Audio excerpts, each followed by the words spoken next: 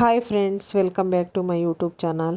ಇವತ್ತು ಫಂಕ್ಷನ್ನಲ್ಲಿ ಮಾಡುವಂತಹ ಬೇಳೆ ರಸಮನ್ನು ಮಾಡಿ ತೋರಿಸ್ತಾ ಇದ್ದೀನಿ. ಹೇಗೆ ಮಾಡೋದು ಅಂತ ತೋರಿಸ್ತೀನಿ ಬನ್ನಿ. ಮೊದಲು ಒಂದು ಕುಕ್ಕರ್ಗೆ ಒಂದು ಇಡೀ ತೊಗರಿಬೇಳೆನ ಹಾಕ್ಕೊಂಡು ಸ್ವಲ್ಪ ನೀರು ಹಾಕ್ಕೊಂಡು 4 ವಿಸಿಲ್ ಹಾಕ್ಸ್ಕೊತಾ ಇದ್ದೀನಿ. ನಂತರ ಒಂದು ಬಾಣಲಿಗೆ ಕಾಳುಮೆಣಸು ಮತ್ತು ಜೀರಿಗೆನ ಹಾಕ್ಕೊಂಡು ಹುರ್ಕೊತಾ ಇದ್ದೀನಿ. ಈಗ ಬೇಳೆ ಬೆಂದಿದೆ ನೋಡಿ.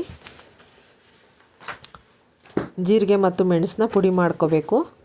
ಬೇಳೆ ಬೆಂದ ನಂತರ ಈ ಥರ ಸ್ಮ್ಯಾಶ್ ಮಾಡ್ಕೊಂಡು ಸೈಡ್ಗೆ ಇಟ್ಕೊಂಡು ನಂತರ ಒಂದು ಕಡಾಯಿ ಇಟ್ಕೊಂಡು ಒಗ್ಗರಣೆಗೆ ಎಣ್ಣೆನ ಹಾಕ್ಕೊತಾ ಇದ್ದೀನಿ.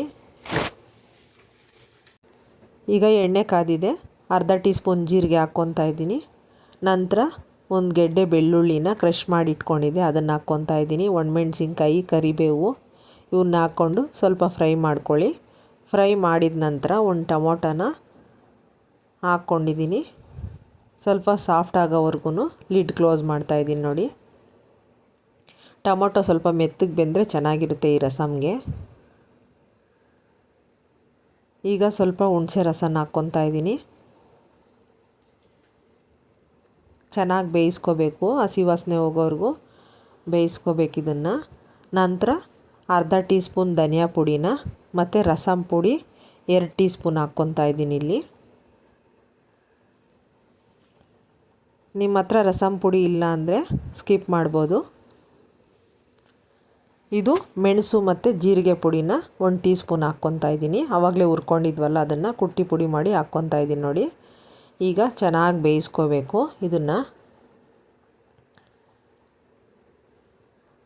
ಬೆಂದಾದಮೇಲೆ ಬೇಳೆನ ಬೇಯಿಸ್ಕೊಂಡಿರ್ತೀವಲ್ಲ ನುಣ್ಣಗೆ, ಅದು ಸ್ಮ್ಯಾಶ್ ಮಾಡಿಕೊಂಡು ಸ್ವಲ್ಪ ನೀರು ಸೇರಿಸ್ಕೊಂಡು ಹಾಕ್ಕೋಬೇಕು ನೋಡಿ. ಈ ಥರ ರಸಮ್ಮು ತಿಳಿಯಾಗೇ ಇರಬೇಕು, ಅನ್ನಕ್ಕೆ ತುಂಬ ಟೇಸ್ಟಿಯಾಗಿರುತ್ತೆ. ಈಗ ರುಚಿಗೆ ತಕ್ಕಷ್ಟು ಉಪ್ಪು ಹಾಕ್ತಾಯಿದ್ದೀನಿ. ಕೊನೆಯಲ್ಲಿ ಕೊತ್ತಂಬರಿ ಕಟ್ ಮಾಡಿ ಹಾಕ್ತಾಯಿದ್ದೀನಿ ನೋಡಿ. ಈಗ ಚೆನ್ನಾಗಿ ಕುದಿಸ್ಕೋಬೇಕು ಇದನ್ನು.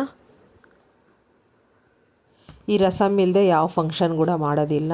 ಎಲ್ಲ ಫಂಕ್ಷನ್ಗೂ ಈ ರಸಮ್ ಮಾಡೇ ಮಾಡ್ತಾರೆ, ಅಷ್ಟು ರುಚಿಯಾಗಿರುತ್ತೆ ಈ ರಸಮ್, ಅಷ್ಟು ಫೇಮಸ್ ಇದು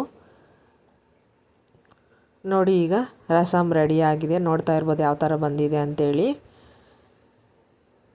ಈ ಡೀಟೇಲ್ ರೆಸಿಪಿನ ಡಿಸ್ಕ್ರಿಪ್ಷನ್ನಲ್ಲಿ ಹಾಕಿರ್ತೀನಿ, ನೋಡ್ಕೊಳ್ಳಿ. ನೀವು ಹೊಸ್ದಾಗಿ ಮಾಡೋರಾದರೆ ಓದ್ಕೊಂಡು ಮಾಡ್ಕೊಳ್ಳಿ. ಈಗ ರಸಮ್ ರೆಡಿಯಾಗಿದೆ.